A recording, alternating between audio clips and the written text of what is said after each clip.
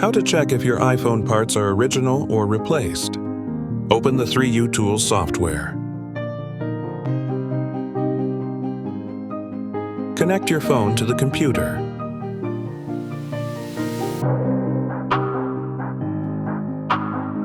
Press Trust.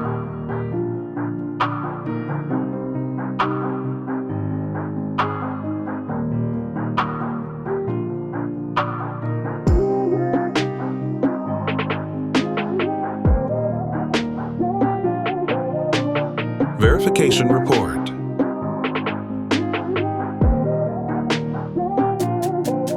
You can get your iPhone verification report.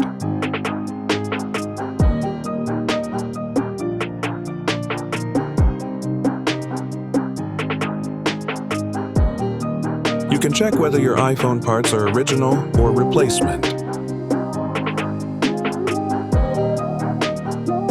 Thank you for watching my video. Please subscribe iMarket Elke. Please subscribe and click the bell icon for more videos.